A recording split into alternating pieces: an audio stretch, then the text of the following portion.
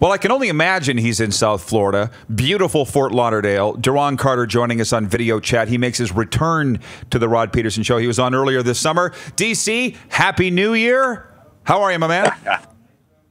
Very good. I decided to take the interview outside. Oh, I can just feel the warmth already. DC, fans are writing on Instagram saying they can't wait for this interview. They can't wait to hear from you. I'll just ask for an update in your life. How are things? How was your holidays? How's things in the world of Duron Carter? Man, everything is great here. You know, I live in Florida. It's one of the best places to live, I can say, because of the weather. And, man, I'm just taking care of everything I have with my family and spending some time with them. And free agency is about to come up, so we'll see how that goes.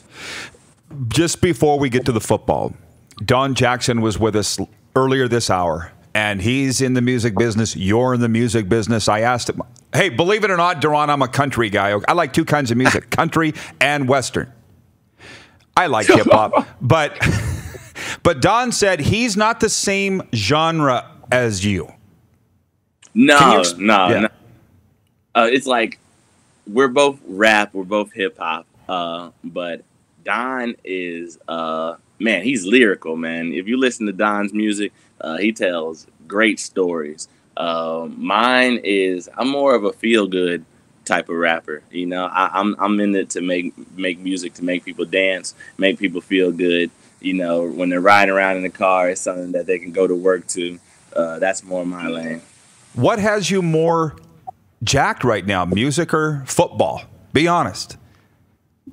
Man, you know, just having some time off of football and being able to focus on music and, you know, be able to talk to people down here in Florida and get my music out there, you know, it's been a whole lot of positive reviews and everything. So it's been, you know, I'm really excited for what that's to come. But football's always been my first love.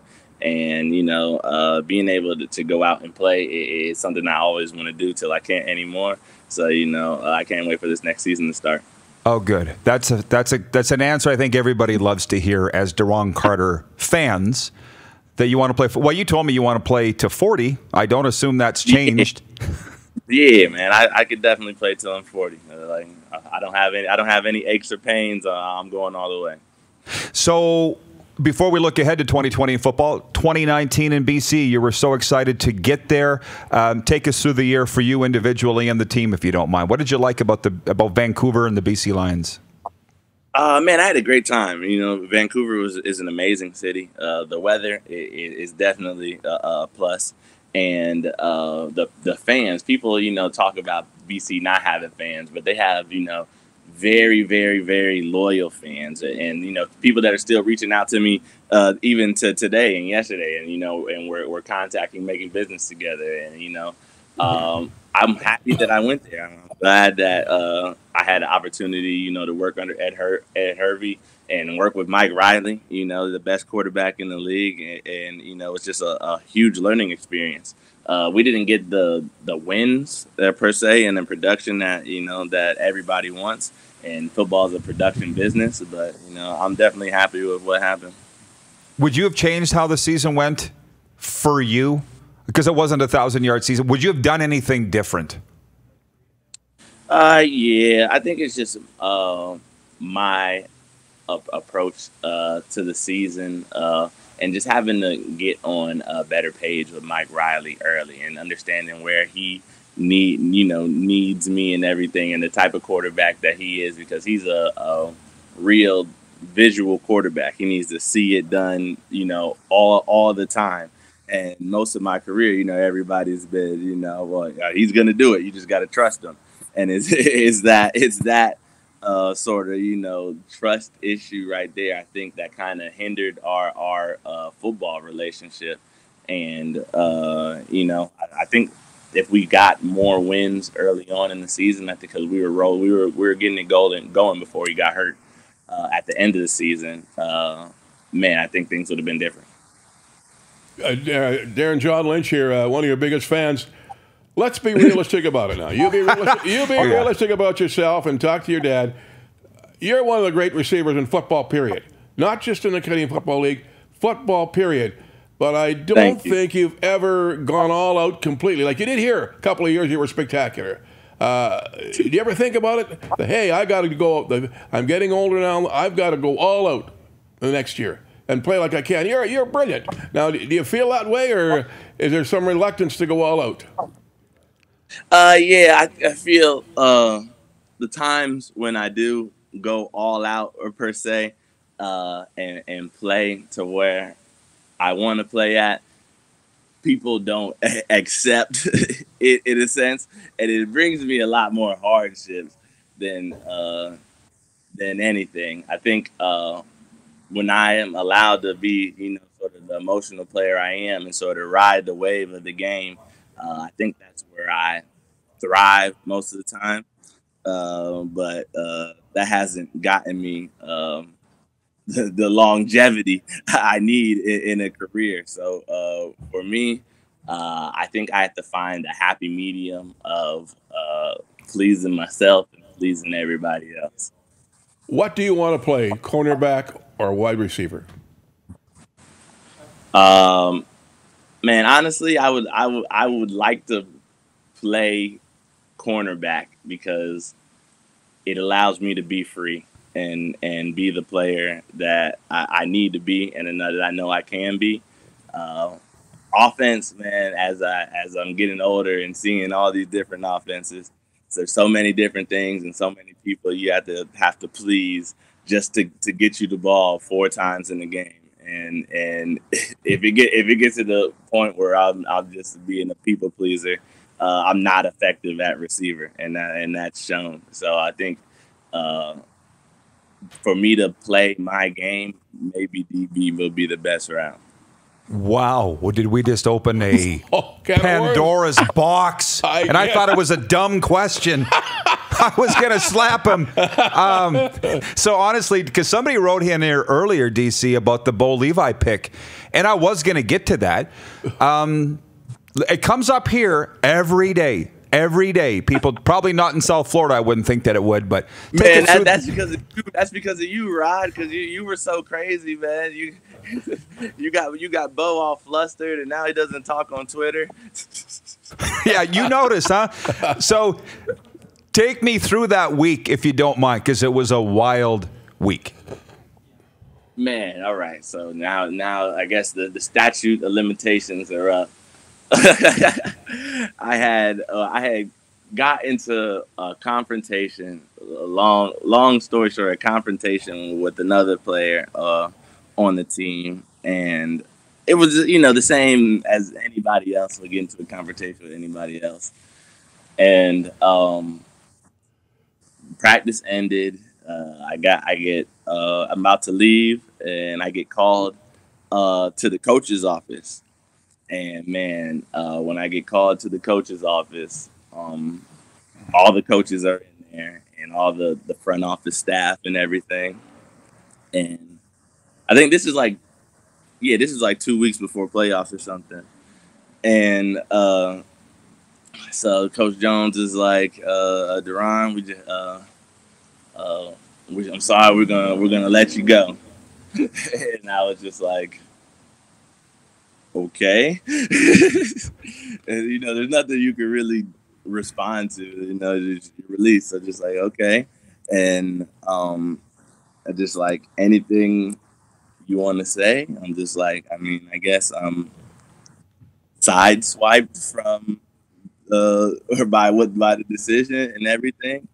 And Coach Jones asked if anybody else had anything to say. And I would say the only person that stuck up for me in that meeting, those coaches are all around the league now, was John Murphy. And John Murphy was pretty much, said his little spiel, and that was it. And I left, and they're just like, we're gonna send you home. I was supposed to get a flight the next day back to Florida.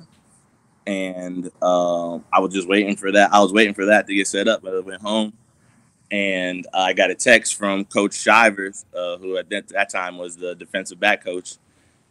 He was just like, "Man, come to my meeting in the morning." So I went early and talked to him, and he gave me a playbook, and I think that was like 3 days before the game, and I studied that, and I ended up practicing the next day with the twos, and I looked good with the twos. So the next day after that, I started, and I think the plan was to put me in at DB because the game didn't really matter, and I was going to get beat up on, and then that was going to be an easy way for me to just fade out, and I kind of capitalized on my opportunity, and here we are.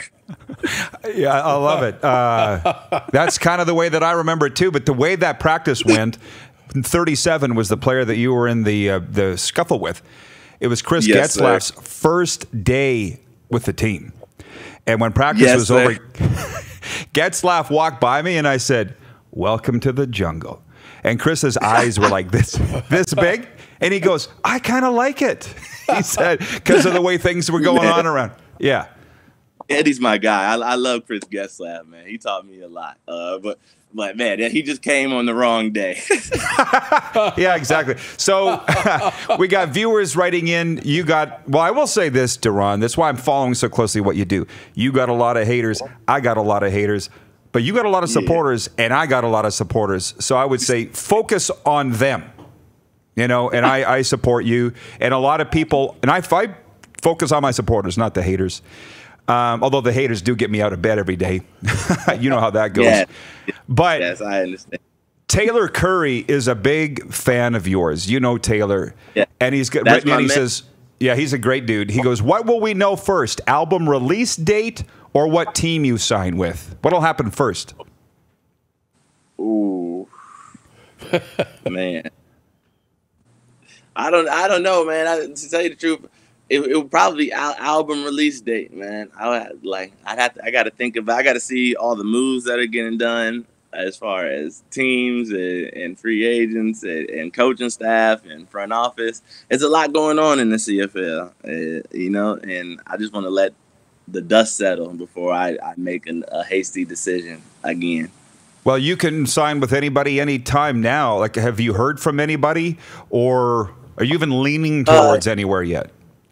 Man, you know, there's little bits and pieces and everything, but like once it comes to me, I always defer it to my agent because I try to stay out of the negotiation per se.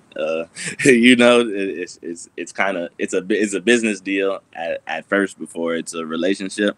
So, and I guess that's how I kind of treat it. I used to treat it as relationship first, but, you know, they ended up in bad relationships. Yeah. Well, you are very popular in this town, so I'm going to ask you, would you consider coming back to Saskatchewan? Yeah, no, I definitely would. I mean, football is football. You get released, you get signed, you know, you play. I love playing for Regina. I love playing in Saskatchewan. You know, that was some of the best times I ever had playing football.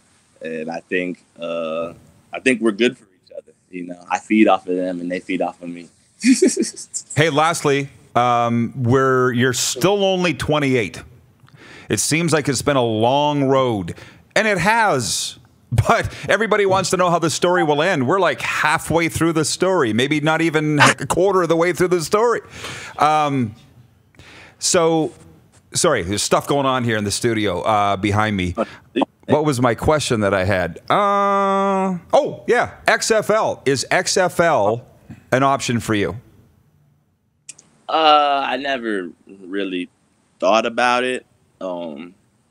I mean, I guess, you know, it's always, you never really think about anything till the option is there. I haven't reached out. I know that teams have reached out to my agent, but for me, it's kind of, I'm looking for the right fit. I'm not just looking for any team, you know, to sort of give me a shot. I feel like I'm kind of past that point in my career, and it has to be, for me, the right fit and where I'll be able to thrive as a player and as a person.